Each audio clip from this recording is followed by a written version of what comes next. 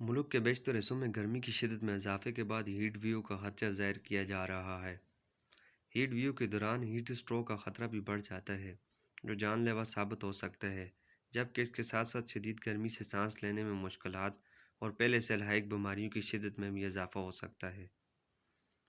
ان حالات میں ضروری ہے کہ ہر فرد جسمانی درجہ حرارت معمول پر رکھے، بالخصوص بچوں، بزرگ اور سورج کی روشنی میں زیادہ گھومنے والے افراد کو زیادہ احتیاط کی ضرورت ہوتی ہے۔ کسی فرد کی عمر، دائمی امراض کی تاریخ اور پانی پینے کی مقدار ہیٹ اسٹروک کا شکار بنانے میں اہم کردار ادا کرنے والے عناصر ہیں۔ کن افراد کو زیادہ خطرہ ہوتا ہے؟ ہیٹ اسٹروک سے زیادہ تر وہ افراد متاثر ہوتے ہیں جو ایسے اپارٹمنٹس یا گھروں میں مقیم ہوتے ہیں جہاں ایئر کنڈیشنز نہ ہوں یا ہوا کا نکاسی کا نظام اچھا نہ ہو۔ سورج کی روشنی میں کام کرنے والے افراد بھی اس کا شکار ہو سکتے ہیں۔ اس سے ہٹ کر پانی کم پینے والے اور عمر کے افراد یا دائمی امراض سے متاثر لوگوں کو بھی زیادہ خطرے کا سامنا ہوتا ہے۔ دوستو، ہیٹ اسٹروک کی انتباہی علامات شدید گرمی میں زیادہ دیر تک رہنا اور جسم میں پانی کی کمی ہیٹ اسٹروک کا شکار بنانے والے عوامل ہیں، کیونکہ ان کے باعث جسم اپنی درجہ حرارت کو کنٹرول نہیں کر پاتا۔ ہیٹ اسٹروک میں جسم کا درجہ حرارت 40 ڈگری سینٹی گریڈ سے زیادہ ہو جاتا ہے، جو عام حالات میں 37 ڈگری تک ہوتا ہے۔ ہیٹ اسٹروک کی ابتدائی انتباہی علامات ہوتی ہیں۔ اگر آپ جلد ان کو پکڑ لیں تو زیادہ سنگین پیچیدگیوں کی روک تھام کرنا آسان ہو جاتا ہے۔ ہیٹ اسٹروک متاثرہ افراد میں اسی طرح کی ذہنی الجھن ایک عام علامات ہوتی ہیں، فالج سے ملتی جلتی ہوتی ہے، جبکہ مسلز کا اکڑ جانا، شدید گرمی کے باوجود پسینہ نہ آنا، بہت زیادہ تھکاوٹ، سر درد، سر چکرانا، غشی طاری ہونا اور متلی بھی اس کی ابتدائی عام علامات ہیں۔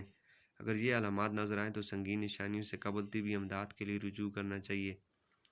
ہیٹ اسٹروک کی سنگین ترین علامات میں جلد خشک ہو جانا یا رنگت زدہ یا سرخ ہونا، الجھن، چلنا مشکل ہونا، آنکھوں کی پتلیاں پھیل جانا یا قے ہونا، غیر معمولی یا نامناسب رویہ، دل کی دھڑکن تیز ہونا، سانس چڑھنا، بے ہوشی قابل ذکر ہے۔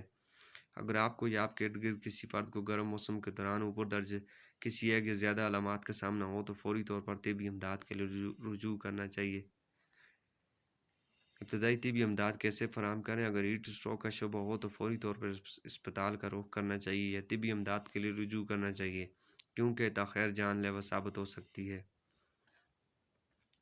ابتدائی طبی مدد کے طور پر متاثرہ فرد کو ایئر کنڈیشن اگر دستیاب ہو ماحول میں لے جائیں یا کم از کم ٹھنڈی اور سایہ دار جگہ پر منتقل کر دیں اور غیر ضروری کپڑے اتار دیں۔ جسمانی درجہ حرارت کو کم کرنے کے لیے متاثرہ فرد کے جسم کو پائپ سے گیلا کر کے پنکھے کا رخ اس کی جانب کر دیں۔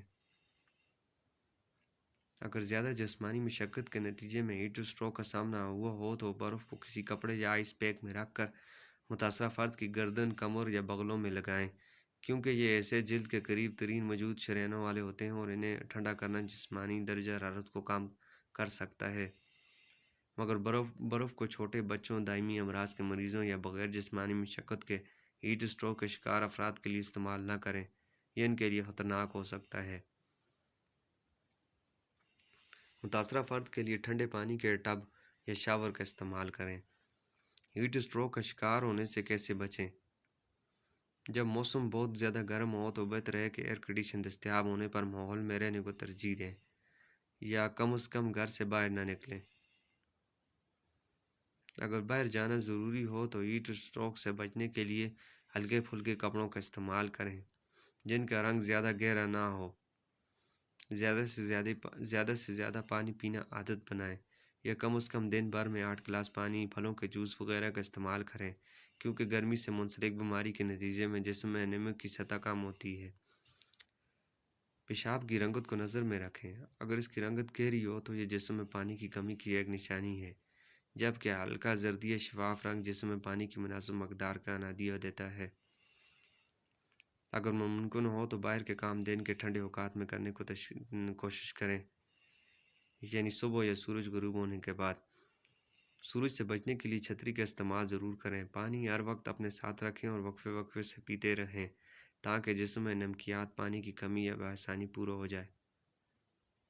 دوستوں، اگر ویڈیو کچھ کام کی لگی تو لائک کر دینا، چینل پہ نئے تو چینل کو سبسکرائب کر دیں تاکہ ایسی اور چھوٹی چھوٹی ویڈیو آپ کو ملتی رہیں۔